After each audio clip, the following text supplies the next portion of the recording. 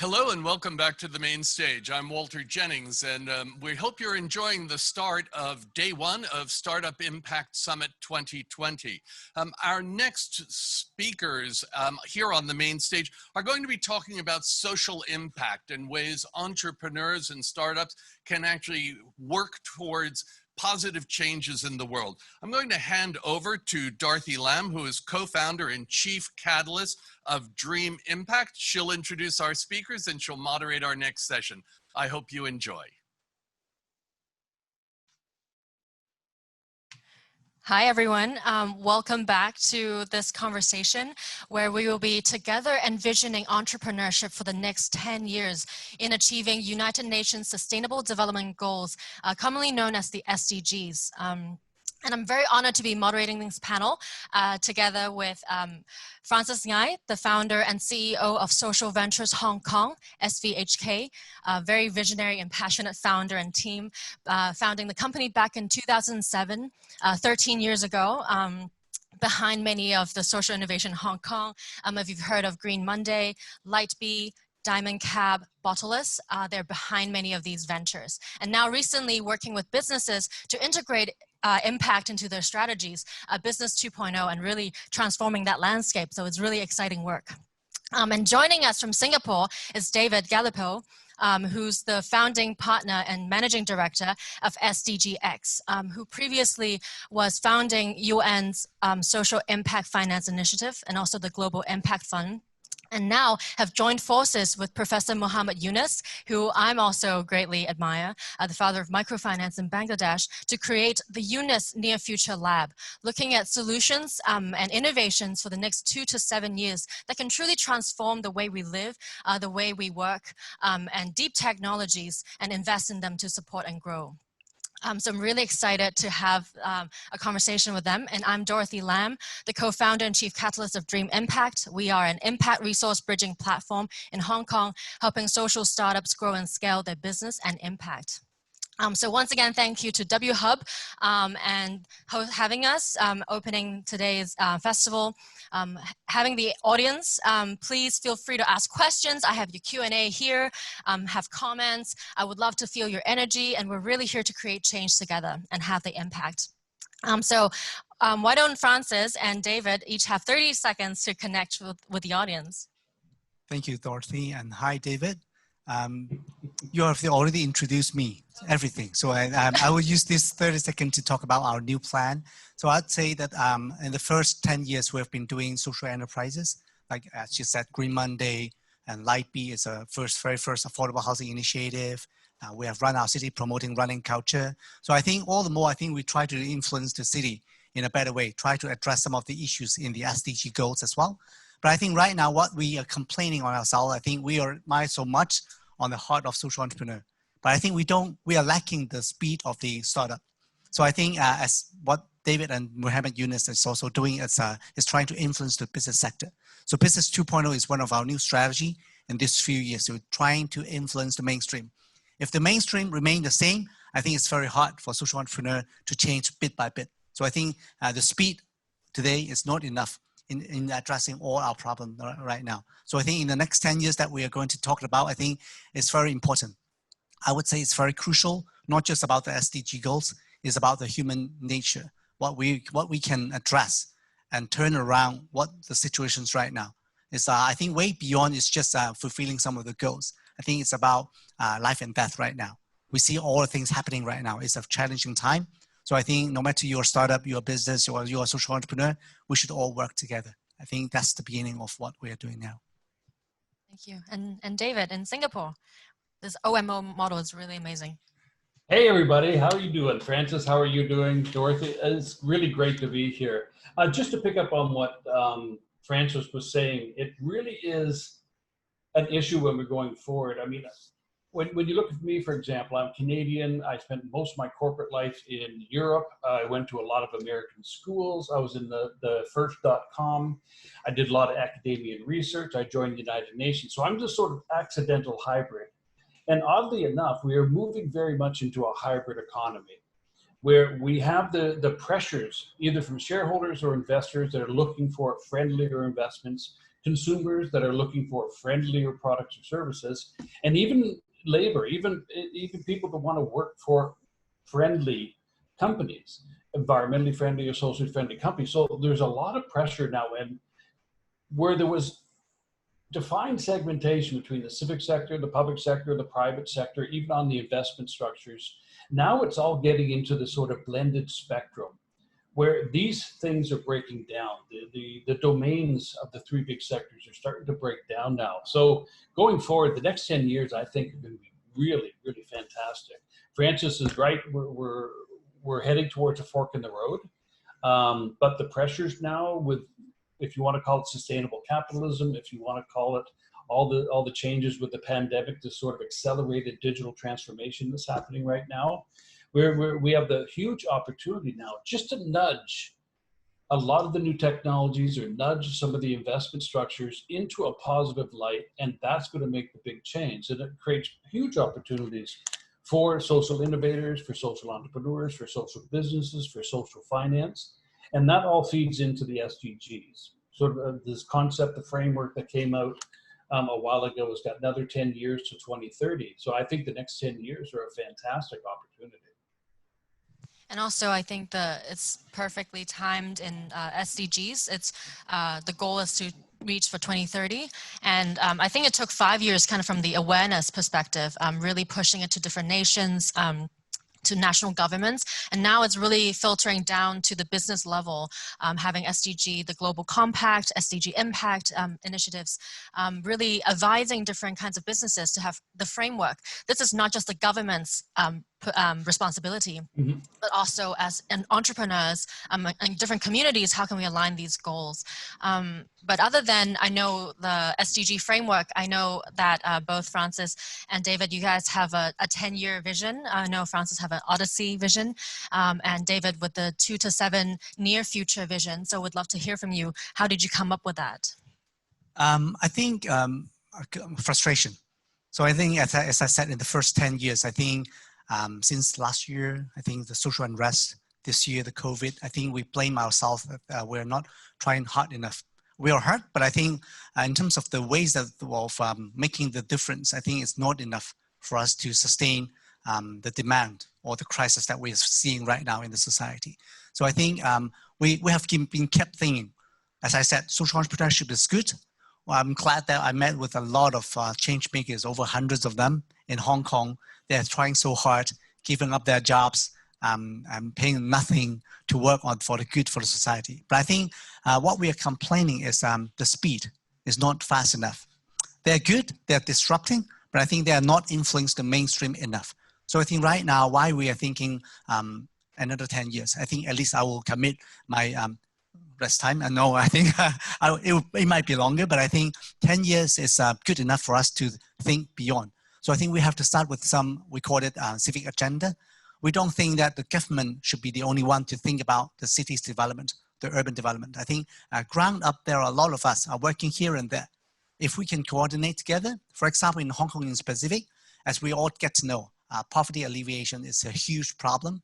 And a lot of people living under 7 square meter, 10 square meter in the subdivided units still. So I think 10 years later, we have one of the goals is, can we eliminate all these inhumane habitat?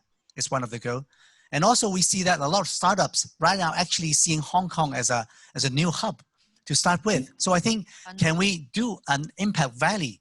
We start the valley again, like this, the theme of this conference. I think every startup should have a purpose. I think we're not finance driven. We're more innovation centric. So I think that's very important for us. So these are some examples. If we could turn around the agenda and then get everyone, no matter your startup, your business, or your social entrepreneur, we can work together on one issue, it might be more powerful. And what are some of the pillars in the agenda? There are a couple of them. I think, as I said, I think the new urban lifestyle, well, we call it new urban agenda. So I think in terms of lifestyle, for example, I think right now, the government will be just saying that, oh, right now we are aging. By the time that we have 1/3 of the population is actually aged over 65, I think we have a huge problem.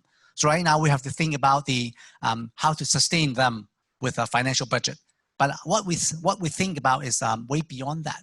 So can we build up a wellness city?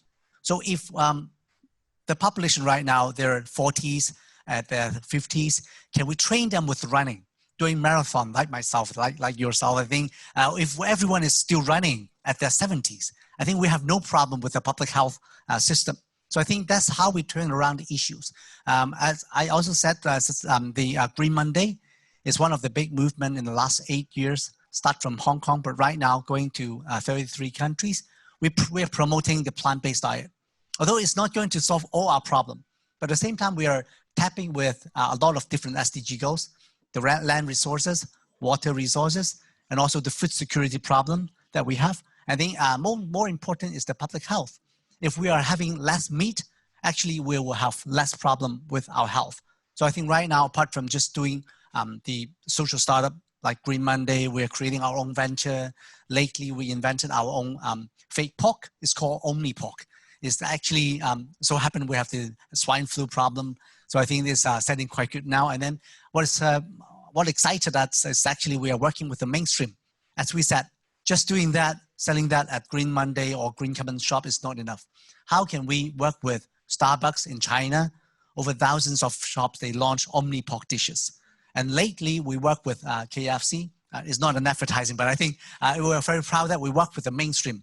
They are launching the fake meat yogurt nuggets. So I think that's a very important step. If all the mainstream restaurant is having these kind of plant-based diet, it's going to solve all our problems. So I think these are some of the examples of the agenda. Thank you. And I think it's so important to also think of it from the people's perspective and reach the masses. I think something, social innovation, social impact has been such a niche market before, and I think how can we go mainstream? With COVID, all that has been turned around. Wellness, everyone is talking about wellness today, and how can we integrate that, not beyond marketing, to really integrate that into our own lifestyle. And also I think focusing honestly on an urban agenda is quite important, because today I think we're also talking about Hong Kong's priorities. And I think Hong Kong, even though we are in Southeast Asia, some unique points, I think it's that we're quite urbanized compared to other Southeast Asian countries, and the unique urban problems that we face are quite different. And we're in the midst of, you know, East meets West, and how all these interesting problems and innovations can occur. But also to David, I would love to hear how's the near future looking? Well, just to give a bit of a background behind the Near Future Lab, Muhammad Yunus, who obviously he created the Green Bank Nobel Prize winner, he sort of coined this phrase called pro-poor technology about 15 years ago. And his concept at that time was microfinance, which fintech now, small-scale agriculture, because that's basically the business that he started. But in discussions recently of saying that there's no reason why artificial intelligence cannot be pro-poor. There's no reason why IoT and 5G, robotics, automation, biotech, genomics, there's no reason why any of these brand new next generation technologies cannot be considered pro-poor. So on the basis of that, that's where we created the Near Future Lab. And the difference between the Near Future Lab is there's a lot of science to business happening right now. There's a lot of commercialization operations labs that are taking science, brand new technology, and try to commercialize it. There are an equal amount of long-term horizon studies, 10 years, 20s, these sort of trends and what's going to happen in the future. What's really difficult is really to look at that sort of 4 to 8 years. What's going to happen? So what we do is we look at a lot of non-commercialized technology, and we look at the social implications. And the social implications, not in the ESG or SDG frameworks, but societal implications. What will this technology, what type of impact, positive and negative, will this type of technology have on society as a whole? And we're seeing a lot of this starting to happen right now. So that's sort of the basis of where we look at. And now when we start to really bring it down to what is the future, when we look at SDGx, for example, I left the United Nations at the end of June last year, and with two co-founders created SDGx in Singapore. It has the research side through the Near Future Lab. We have venture building that we're working with a lot of smart city projects and decarbonization projects, and then we have the investment funds. So we have created our own sort of, from the intelligence to the deal flow to the financial side, we've created our own sort of social platform. So we're looking at social technology, social enterprises, and then social finance, impact investing towards the end. And then when we start to look at the future, sort of some of the big things is, especially now with COVID-19, the digital transformation, unknown to a lot of corporations, unknown to a lot of universities, unknown to a lot of governments, is here. And and all of a sudden people were just forced to get online. Whether all the students were studying from home, all the workers were working from home, all meetings were done online, and they were totally caught unprepared. So this digital transformation is going to happen. There's going to be a real acceleration around that. And going back to the old norms, I think there'll be a lot of push to go back to the old norms. That's the way, you know, traditionalists, they like that. But there's going to be resistance to change. But change is already here and it's happening. That means that the education systems have to get up to speed. Policy innovation really has to happen. People on the ground now have to understand that there's a future ahead. And a lot of this new technology, it's going to hurt. There's a lot of sugarcoating going on right now. You know, a lot of jobs will be lost. A lot of inequities will come up. We will have new divides, not only the so-called digital divide or the wealth divides. We will have technology divides coming up, depending on how it comes up. Now, the opportunity is that when you look at Europe, for example, very well overregulated. North America, the same, very overregulated. In Asia will be the sandbox for a lot of these applications. And that's why it's very important that we have the Near Future Lab to really look what's going to happen.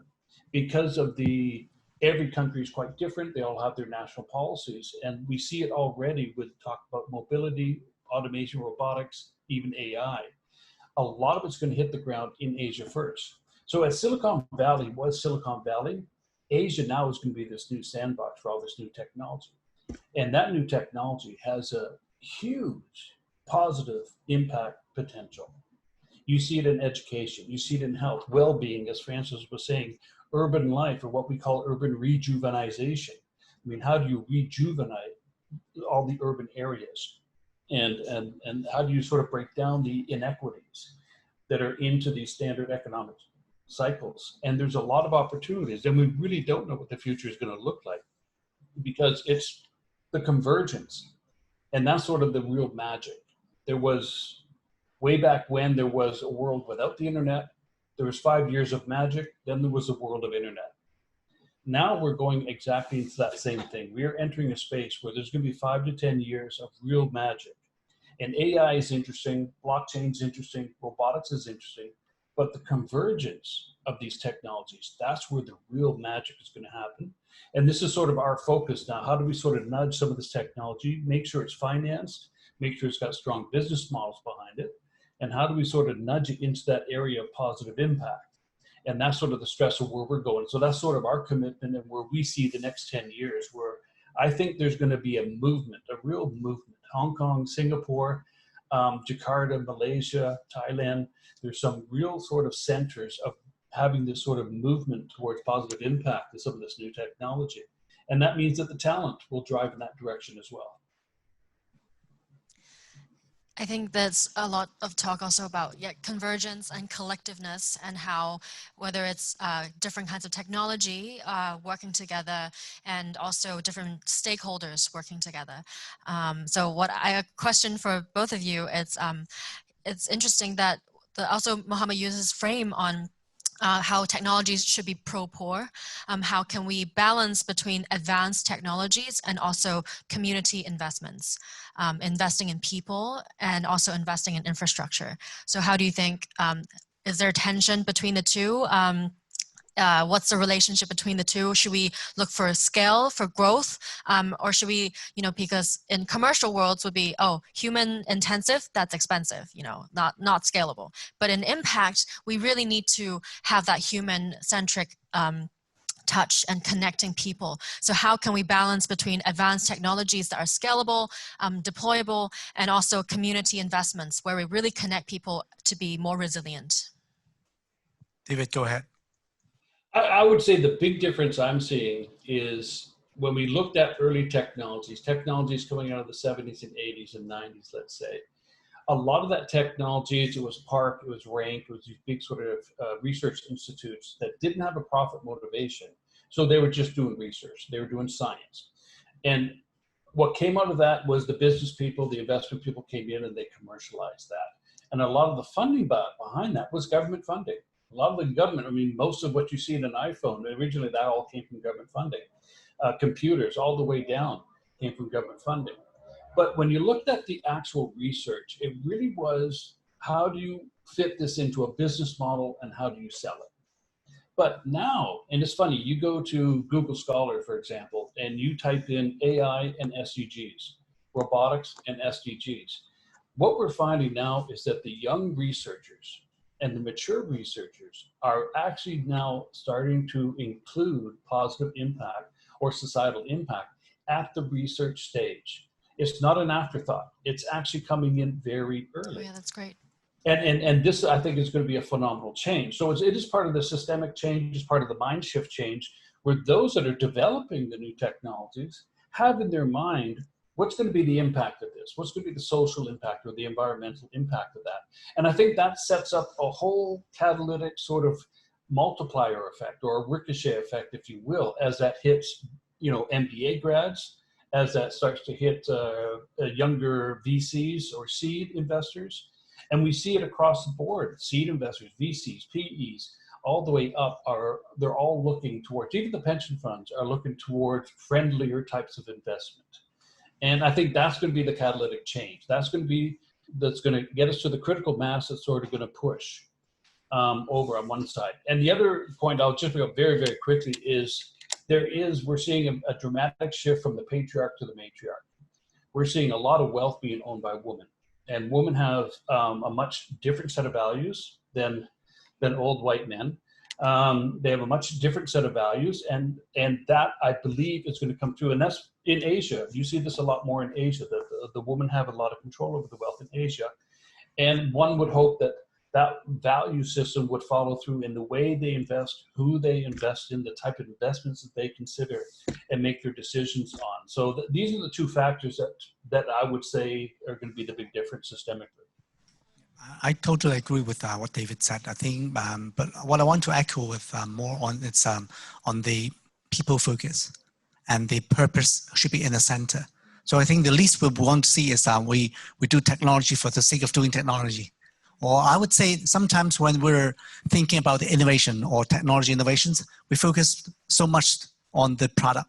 But I would say sometimes we are not seeing the new link with the other sectors. I would say even start a process. Would that be the only way is, keep on doing that, the prototyping and then finding some Series A, Series B? I would say right now, increasingly, there are more corporate would like to adopt or even acquire some of the social enterprises or startup. So I think that apart from just going IPO, that could be one of the new way that we can seeing these as a collaboration innovations, trying to see how your product or services could be tapping with the other sectors, even nonprofit. There are some huge global NGOs might need some technology for them to grow their services. So I think if we think beyond what we are thinking at first about the product focused thing, so I think that could be a lot more ways that for us to deploy our own thing. But at the same time, it's making huge impact.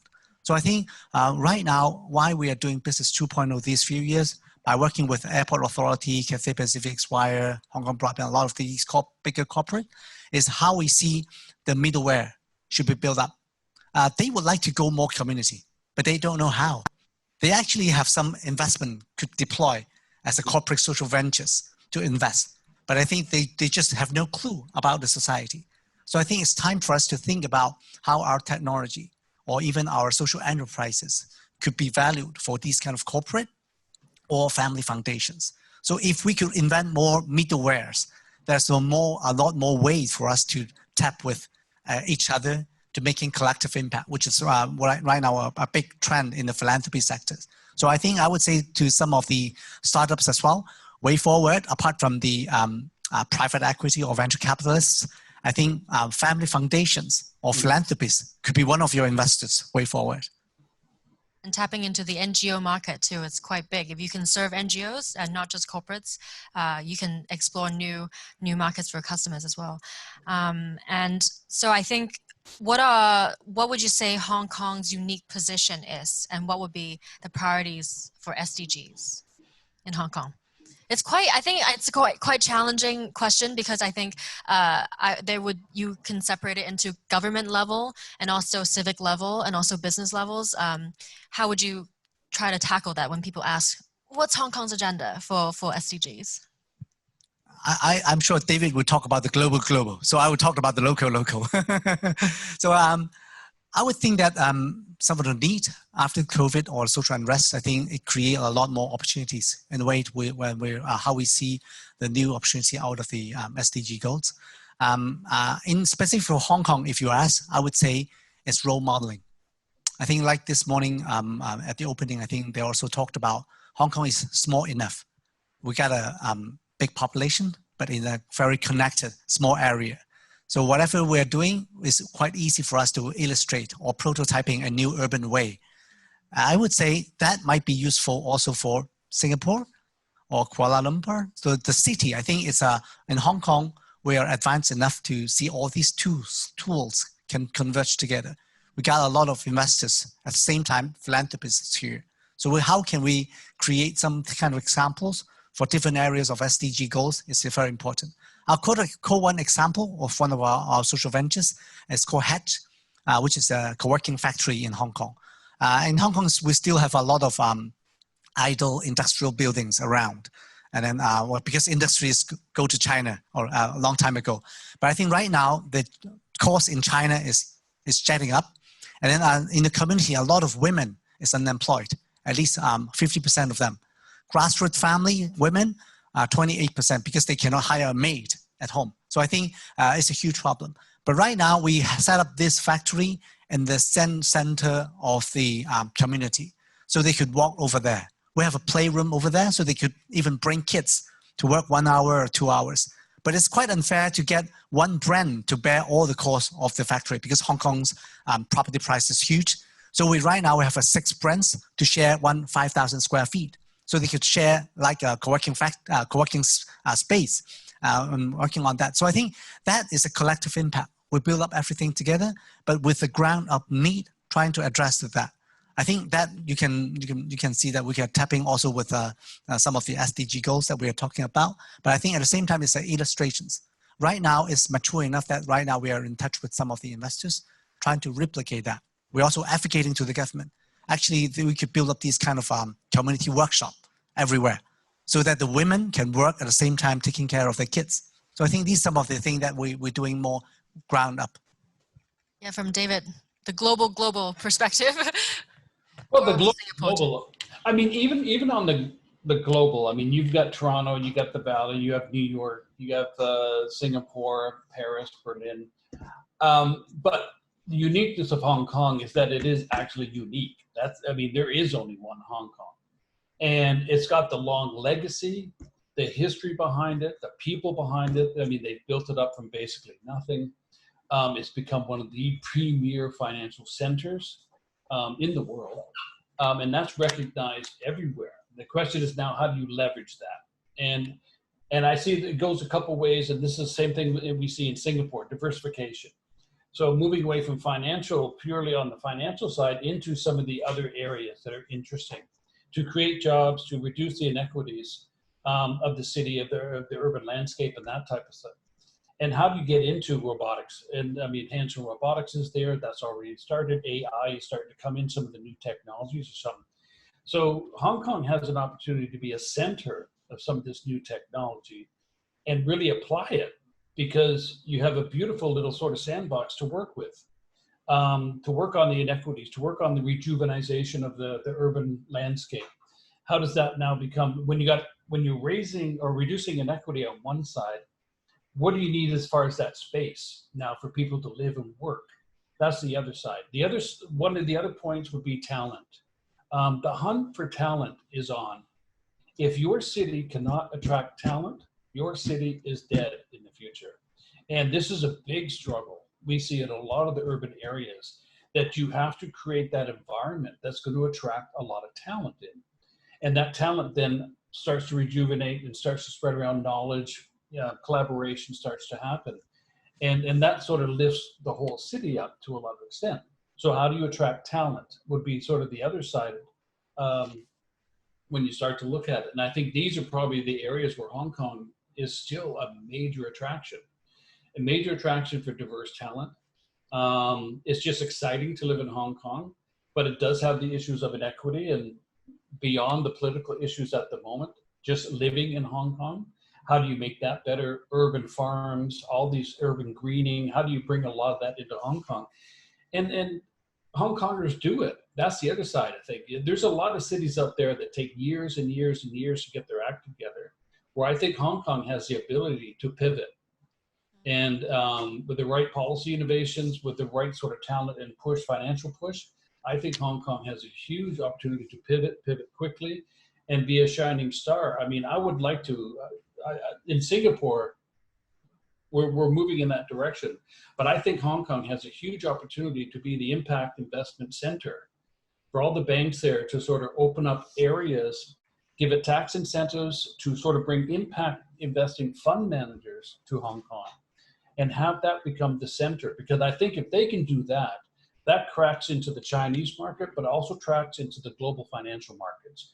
And I think that would be a trend center. As much as fintech and Bitcoin and everything else has made that difference, I think if they were to become, if they were to give the proper incentives to attract and allow the creation of impact funds and impact fund companies, AFMs, I guess they're called, alternative fund management companies, in Hong Kong, I think that would be incredible.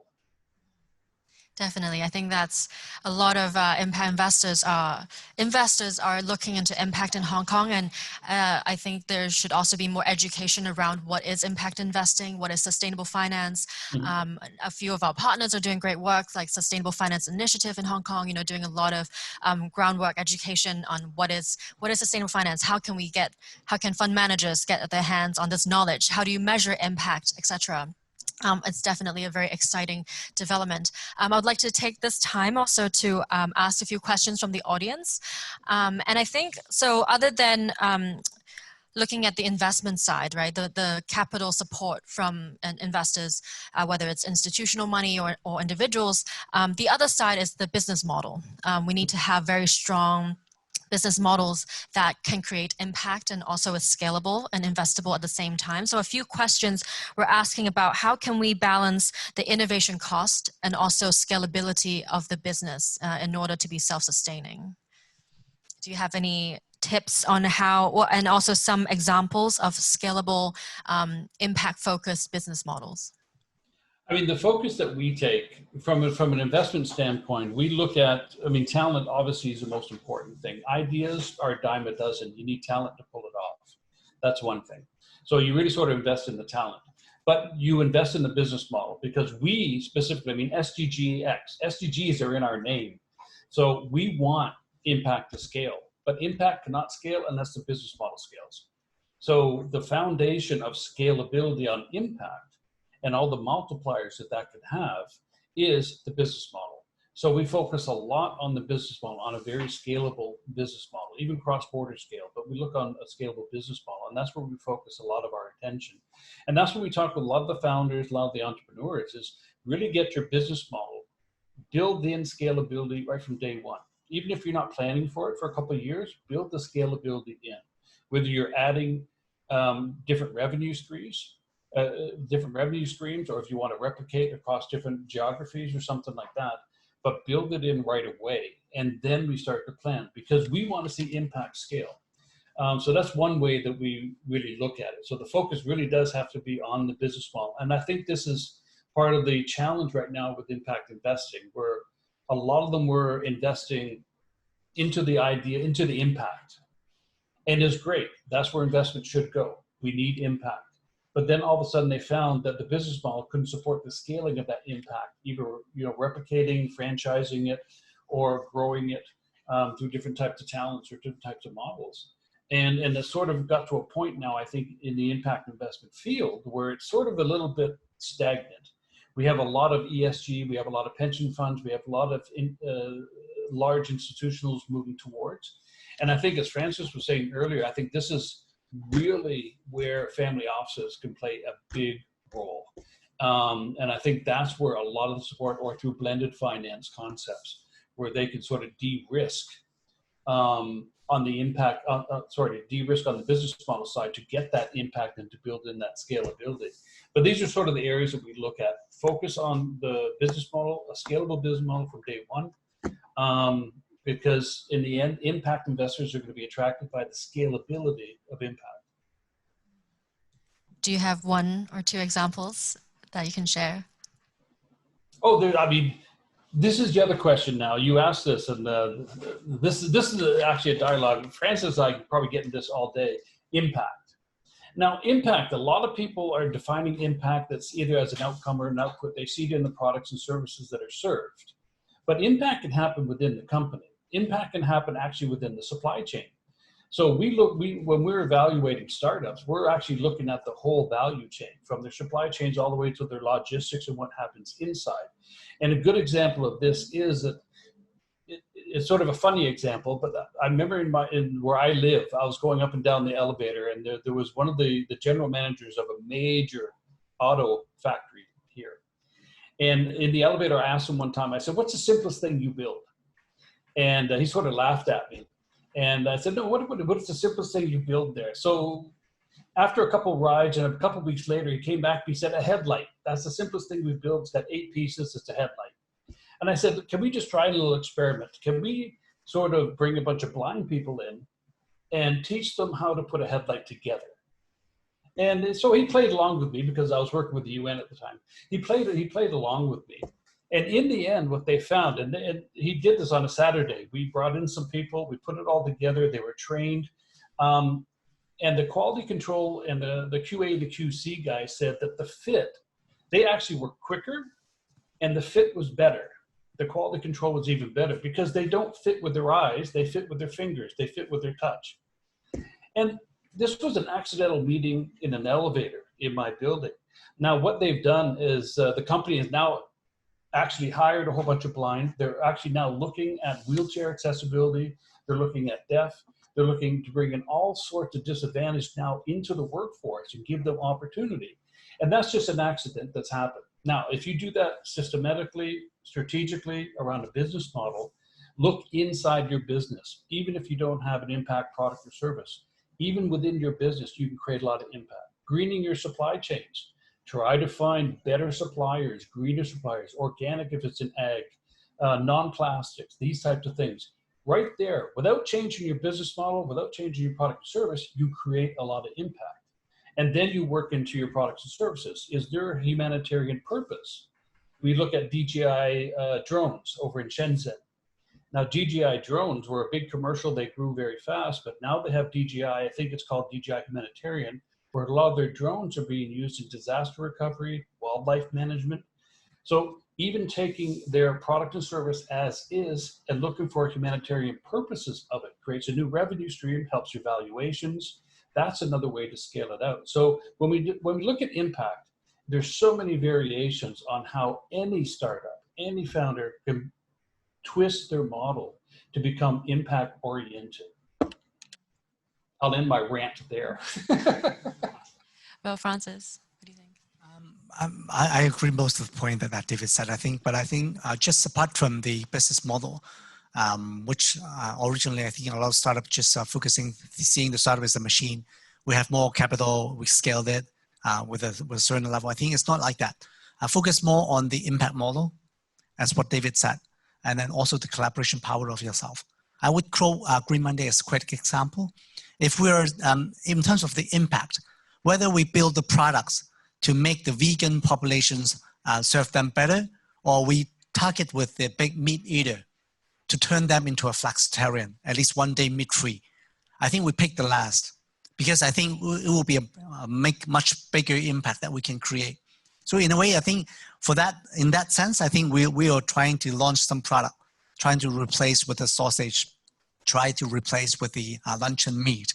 So that's the kind of product that we are doing right now. So I think if you think about the impact differently, I think you might grow your strategy a little bit differently. So in terms of the collaboration, I think as I said earlier, instead of just like a Beyond Meat being a single product or single product line that they're growing right now, we are doing Green Common, which is meant to be a value chain.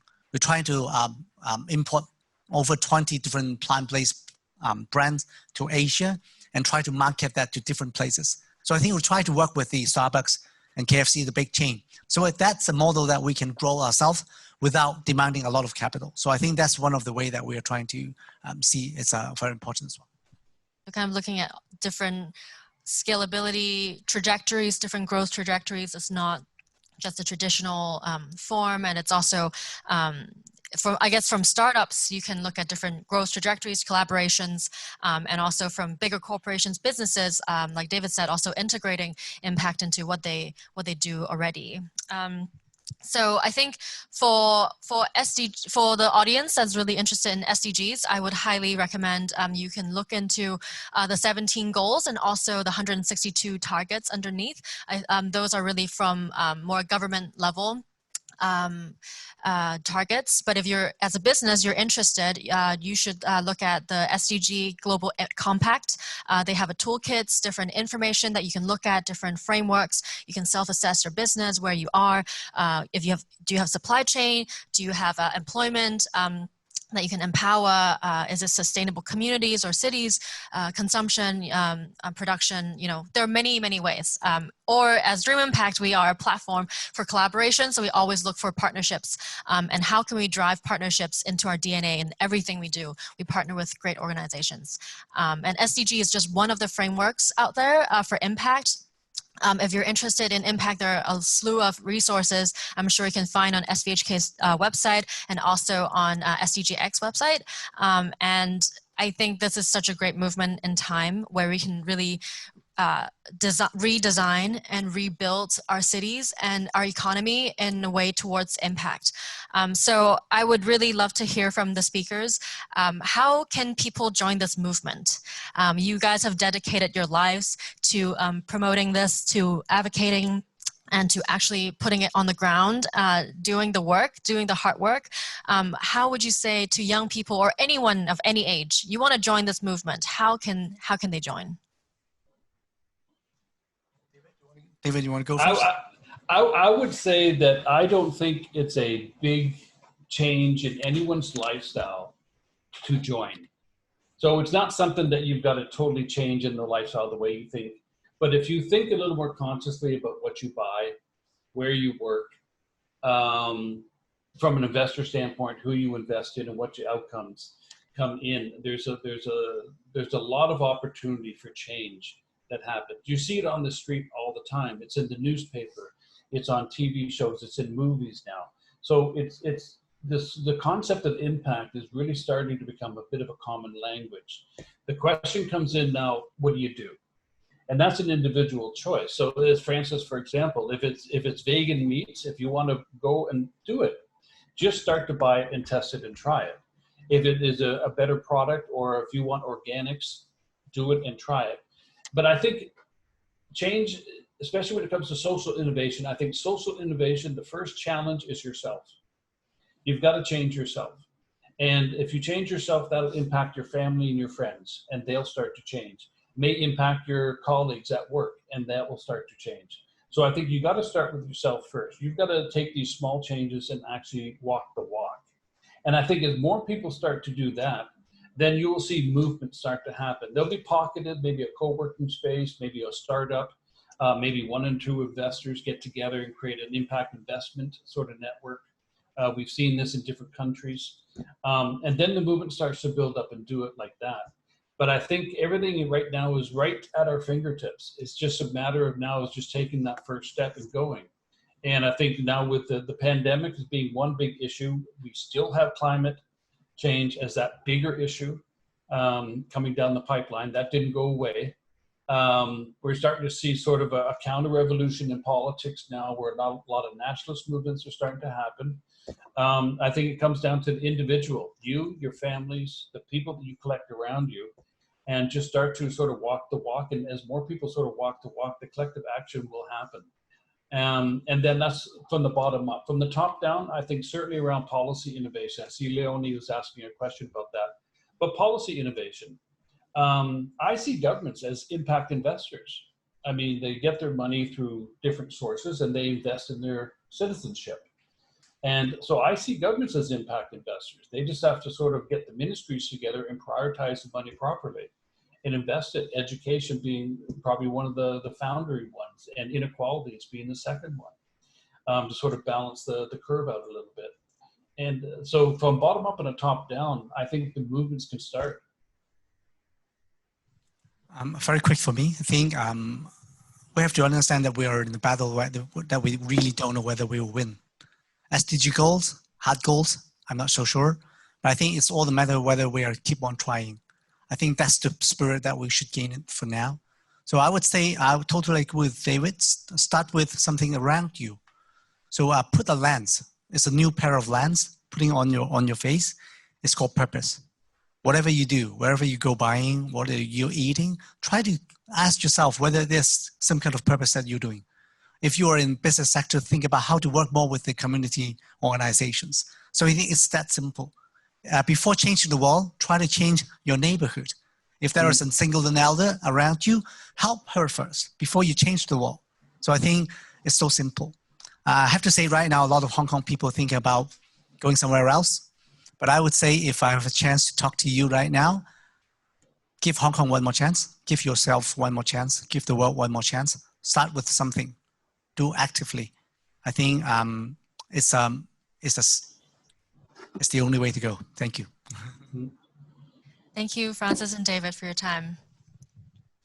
And it's been a great inspirational exchange. And stay tuned to your own purpose and impact.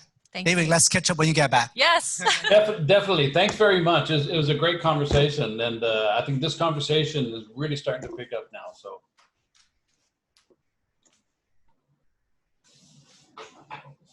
And yeah, enjoy the rest of your day.